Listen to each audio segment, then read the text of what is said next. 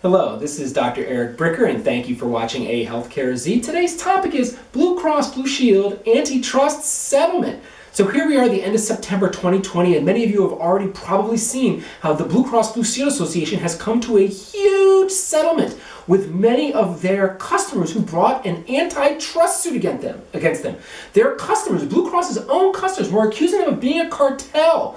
In other words, they were claiming that it was wrong, it was illegal because of the Sherman Antitrust Act. It was anti-competitive for them to say that they would not compete across state lines, across regional areas with each other. As probably all of you well know, Blue Cross basically geographically divvies up the entire country, and Blue Cross plan in one state doesn't compete with Blue Cross plan in another state. Now, this is a private case. This is the main point I want to make in this video, is that this case was not brought by the government. This is a potential Sherman antitrust violation that is not brought by the DOJ, not brought by the Department of Justice. It is brought by the customers of Blue Cross. Now, this case took 7 years just to show you how slowly the wheels of justice grind. Now, the settlement was $2.7 billion in monetary payments, but it also had injunctive release, or an injunction, which is a directed change of behavior as a result of that settlement. And what is that change of behavior?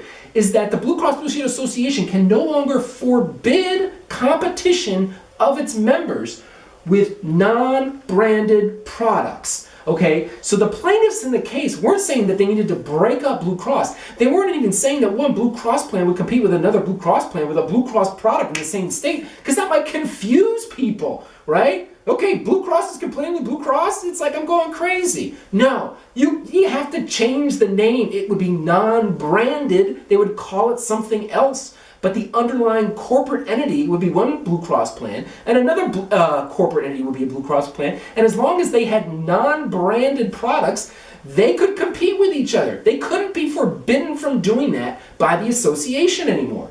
Now, there are other examples of possible collusion all over the place in healthcare. Some examples that I've previously mentioned on AHealthcareZ. SureScripts, which is the electronic prescribing platform between a physician's office and the pharmacy. As you can imagine, you have all these different physician's offices, and they go to one central hub, and then that one central hub then divvies it out to the correct pharmacy. That whole software platform that does that is called SureScripts. And guess who owns SureScripts? Express Scripts and CVS. What?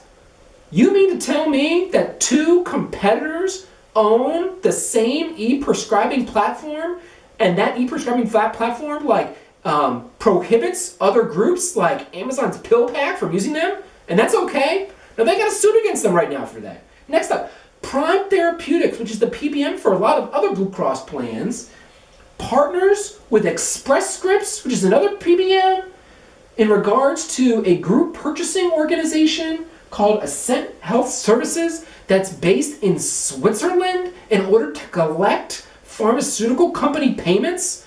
So a pharmaceutical company is going to pay Ascent Health Services, which is owned by Express Scripts, but then that money's going to make its way over to Prime Therapeutics from the pharmaceutical company.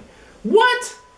Aren't they competitors? Why are they working together on this? That makes no sense. Okay, so really, the point here is not so much about the Blue Cross Blue Shield Association. The point here is that this had to be brought by private citizens and private organizations using private lawyers to enforce the Antitrust Act. The Sherman Antitrust Act needs to be enforced. You don't even need new laws. You don't need any new laws. You just need to enforce the laws that exist. And this has happened under both Republican administrations. It's happened under Democratic administrations. The point is, who is protecting us if the government won't even protect us from collusion and cartels? That's my point for today. Thank you for watching AHealthcareZ.